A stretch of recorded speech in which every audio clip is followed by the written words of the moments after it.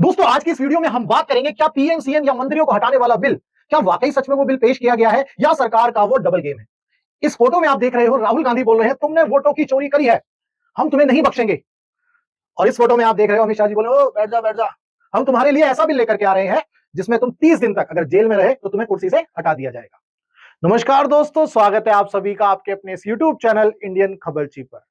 जैसा कि आपको पता है कि केंद्र सरकार गंभीर आपराधिक मामलों में गिरफ्तार होने पर प्रधानमंत्री, मंत्री और मुख्यमंत्री को पद से हटाने वाले विधेयक लेकर के आई है। गृह मंत्री अमित शाह ने लोकसभा में इससे जुड़े 3 विधेयक पेश किए हैं। इस दौरान विपक्ष ने बिल्स की कॉपी फाड़कर उसके टुकड़े गृह मंत्री की ओर उछाल दिए थे। हंगामे के बाद विधेयक को संयुक्त सदस्य समिति यानी कि जेपीसी के पास भेज दिया गया है। आइए जानते हैं क्या इन बिल को सरकार पारित करा पाएगी। लेकिन उससे पहले एक छोटी सी स्टोरी। मैं आज सुबह उठा और मुझसे रहा नहीं गया। मैंने सोचा क्यों ना मैं आपको ये जल्दी से इस स्टोरी को बताऊं। हालांकि ये वीडियो आप शाम को 6 बजे देख रहे हो, पर मैंने ये वीडियो जो है सुबह ही रिकॉर्ड कर ली थी। वो क्या है ना कि YouTube शाम का वक्त ही रिकमेंड करता है मेरे चैनल पर वीडियो अपलोड करने के लिए, क्योंकि शायद मेरे प्यारे व्यूअर्स जो है शाम को ज्यादा ऑनलाइन रहते हैं। चलो यार कहानी शुरू करते हैं। आपने कभी देखा होगा कि मूवी का एक सीन होगा या रियल लाइफ में देखा होगा, एक क्लास में मास्टर जी बच्चों को बड़े ध्यान से पढ़ा रहे हैं, है ना, और कॉन्सेप्ट समझा रहे हैं। चुपचाप से एक शरारती बच्चा आता है और मास्टर जी की कुर्सी के नीचे जो है पटाखे और बम रख देता है। अब यहां 2 केस बनते हैं, या तो मास्टर जी को पहले से पता होगा या नहीं पता होगा। अगर नहीं पता होगा तो मास्टर जी के नीचे जो बम फटेगा और उनकी भी फटेगी, तो वो एकदम भाग निकल लेंगे। और मास्टर जी को पहले और अगर मास्टर जी को पहले से पता होगा तो वो पहले अपनी फटी बचाएंगे, फिर बाद में बच्चों से निपटेंगे। तो भाई लोग कहानी छोड़ो, वीडियो में वापस आते हैं। क्या सरकार इन बिल्स को पारित करा पाएगी? सबसे पहले बिल कितने प्रकार के होते हैं ये समझना बहुत जरूरी होता है। बिल मतलब विधेयक, भाई बिजली का बिल या पानी का बिल नहीं। भारतीय संसद में 4 मुख्य प्रकार के बिल या विधेयक होते हैं। सबसे पहले सामान्य विधेयक, धन विधेयक, वित्त विधेयक, संविधान विधेयक। अब इनको अगर इंग्लिश में समझे तो सामान्य विधेयक को हम ऑर्डिनरी बिल बोलते हैं, धन विधेयक को हम जो है मनी बिल बोलते हैं, वित्त विधेयक को फाइनेंस बिल और संविधान संशोधन विधेयक को कॉन्स्टिट्यूशनल अमेंडमेंट बिल। सबसे पहले ऑर्डिनरी बिल की बात कर लेते हैं। किसी भी सदन जैसे लोकसभा या राज्यसभा में इसको पेश किया जाता है। ऑर्डिनरी बिल को पास करने के लिए सिंपल मेजोरिटी मतलब साधारण बहुमत चाहिए। साधारण बहुमत का मतलब क्या है भाई? सदन में उपस्थित और मतदान करने वाले सदस्यों की कुल संख्या 50% से अधिक होनी चाहिए। उदाहरण के लिए यदि किसी सदन में 300 सदस्य मतदान कर रहे हैं तो साधारण बहुमत के लिए कम से कम 151 सदस्यों का समर्थन आवश्यक है। दोनों सदनों की मंजूरी और फिर राष्ट्रपति की स्वीकृति जरूरी है। अब बात कर लेते हैं मनी बिल की, यानी कि धन विधेयक की। धन विधेयक केवल लोकसभा में ही पेश किया जा सकता है। धन विधेयक को पास करने के लिए भी सिंपल मेजोरिटी मतलब कि साधारण बहुमत की जरूरत होती है। लोकसभा से पारित होने के बाद जो ये धन विधेयक है राज्यसभा में विचार के लिए भेजा जाता है। राज्यसभा इस विधेयक को अस्वीकार या संशोधित नहीं कर सकती। यह केवल अपनी सिफारिशों के साथ इसे लोकसभा वापस भेज सकती है। लोकसभा के लिए यह बाध्य नहीं कि वह राज्यसभा की सिफारिशों को स्वीकार करे, ये कोई बाध्य नहीं है ना। यदि राज्यसभा 14 दिन के भीतर विधेयक को लोकसभा को वापस नहीं भेजती तो इसे दोनों सदनों द्वारा पारित माना जाएगा। राष्ट्रपति धन विधेयक को केवल स्वीकार या अस्वीकार कर सकते हैं, उसे पुनर्विचार के लिए नहीं लौटा सकते। अब बात करते हैं वित्त विधेयक की, यानी कि फाइनेंस बिल की। वित्त मंत्री केंद्रीय बजट के साथ वित्त विधेयक को लोकसभा में पेश करते हैं। यह विधेयक केवल लोकसभा में ही पेश किया जा सकता है। वित्त विधेयक को वित्त विधेयक को पास करने के लिए भी सिंपल मेजोरिटी यानी कि साधारण बहुमत ही चाहिए। लोकसभा से पारित होने के बाद विधेयक को राज्यसभा में विचार के लिए भेजा जाता है। राज्यसभा वित्त विधेयक में संशोधन या अस्वीकृति नहीं कर सकता। यह केवल अपनी सिफारिशें दे सकता है, जिन्हें लोकसभा स्वीकार करने या ना करने के लिए स्वतंत्र है। दोनों सदनों से मंजूरी मिलने के बाद वित्त विधेयक राष्ट्रपति को भेजा जाता है, जिसके बाद यह कानून बन जाता है। अब बात करते हैं सबसे इंपॉर्टेंट और इस वीडियो का सबसे इंपॉर्टेंट टॉपिक संविधान संशोधन विधेयक, मतलब कि कॉन्स्टिट्यूशनल अमेंडमेंट बिल की।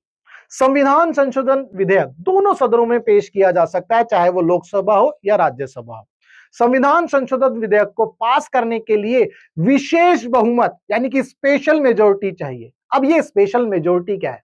सदन की कुल सदस्य संख्या का बहुमत 50% से अधिक होना चाहिए। सदन में उपस्थित और मतदान करने वाले सदस्यों के 2/3 सदस्यों का बहुमत होना चाहिए। उदाहरण के लिए मान लीजिए लोकसभा की कुल सदस्य संख्या 545 है, ये उदाहरण है भाई, और कोई संविधान संशोधन विधेयक जो है पेश किया जाता है। सदन की कुल सदस्य संख्या का बहुमत होने के लिए 273 सदस्य यानी कि 545 का आधा प्लस 1 की आवश्यकता होगी। यदि 247 सदस्य उपस्थित हैं और मतदान करते हैं तो उनमें से 247 का 2/3 मतलब कि 165, तो 165 सदस्यों ने विधेयक के पक्ष में मतदान किया होना चाहिए। गृह मंत्री ने 3 संशोधन संसद में पेश किए हैं। केंद्र शासित प्रदेश सरकार संशोधन विधेयक 2025, 130वां संविधान संशोधन विधेयक 2025 और जम्मू कश्मीर पुनर्गठन संशोधन विधेयक 2025। इनमें प्रावधान है कि 5 साल से ज्यादा की सजा होने पर मुख्यमंत्री और मंत्री गिरफ्तार किए जाएंगे। 30 दिन तक लगातार हिरासत में रहने पर उन्हें पद से हटा दिया जाएगा। गिरफ्तारी के 31वें दिन तक इस्तीफा नहीं देने पर वो खुद ब खुद पद से हट जाएंगे। इन तीनों विधेयक में से एक है संविधान संशोधन विधेयक। इसे संसद के दोनों सदनों में से 2/3 बहुमत यानी कि स्पेशल मेजोरिटी से पास होना जरूरी है। फिलहाल लोकसभा में 542 सदस्य हैं, तो 2/3 बहुमत के लिए कम से कम 361 वोटों की तो जरूरत है भाई। भाजपा के नेतृत्व वाले राष्ट्रीय जनतांत्रिक गठबंधन यानी कि एनडीए के पास 293 सदस्य हैं। ऐसे में इसे पारित कराना उनके लिए बहुत बड़ी चुनौती होगी। अगर समान विचारधारा वाली पार्टियां भी कुछ साथ आ जाती हैं तो भी रास्ता इतना आसान नहीं है।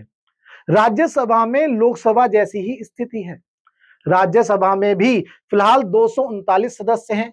विधेयक को 2/3 बहुमत से पारित कराने के लिए 160 सदस्यों का समर्थन जरूरी है। फिलहाल उच्च सदन में एनडीए के पास 132 सदस्य हैं। ऐसे में यहां भी बिना विपक्ष की मदद के यह विधेयक पारित नहीं हो पाएगा। परेशानियां और भी हैं। यह विधेयक संघीय ढांचे यानी कि फेडरल स्ट्रक्चर को प्रभावित करता है, इसीलिए इसे कम से कम आधे राज्यों और केंद्र शासित प्रदेश के अनुमोदन की जरूरत होगी। विपक्षी सांसदों ने विधेयक को संविधान के मूल ढांचे के खिलाफ बताते हुए इसे सुप्रीम कोर्ट में चुनौती देने की बात कही है। सुप्रीम कोर्ट के पूर्व जज जस्टिस ए.के. पटनायक ने दैनिक भास्कर की एक रिपोर्ट में कहा है, विधेयकों का इस्तेमाल राज्यों में विपक्षी सरकारों के खिलाफ होगा। केंद्र के हाथों में सीबीआई और ईडी जैसी एजेंसियां हैं जो सुनिश्चित कर सकती हैं कि किसे कितने दिन जेल में रखना है। इससे केंद्र सरकार, मुख्यमंत्री या मंत्रियों से जो है पद छीने जा सकते हैं। कुछ लोग इसे ध्यान भटकाने वाली राजनीति के तौर पर भी देख रहे हैं। उनका कहना है कि बिहार में एसआईआर और कांग्रेस के वोट चोरी के आरोपों को लेकर विपक्ष सरकार पर पहले से ही हमलावर है, इसीलिए इसको ध्यान भटकाने वाली राजनीति कहा जा रहा है। इससे सरकार विपक्ष के विरोध को भ्रष्टाचार और साफ सुथरी राजनीति को रोकने की इच्छा न होने के रूप में बताएगी। इससे यह भी संदेश जाएगा कि विपक्ष को जेल से सरकार चलाने में भी कोई परेशानी नहीं है। फिलहाल तीनों विधेयकों को जेपीसी के पास भेज दिया गया है। इसमें लोकसभा के 21 और राज्यसभा के 10 सदस्य शामिल होंगे। समिति विधेयक पर अपनी सिफारिशें और रिपोर्ट सरकार को सौंपेगी। माना जा रहा है कि शीतकालीन सत्र में यह जो है रिपोर्ट सौंपी जा सकती है। इसके बाद रिपोर्ट को सदन में पेश किया जाएगा और चर्चा होगी। सरकार के लिए यह जरूरी नहीं है कि वो जेपीसी की सिफारिशों को स्वीकार करें। दोस्तों, अब आप इस वीडियो में कमेंट करके ये बताओ, जो स्टोरी मैंने आपको सुनाई उसमें वो शरारती बच्चा कौन है जिसने मास्टर जी की कुर्सी के नीचे चुपचाप से पटाखे और बम रख दिए थे। दोस्तों, अगर वीडियो अच्छी लगी तो वीडियो को लाइक करना और चैनल को सब्सक्राइब करना मत भूलना।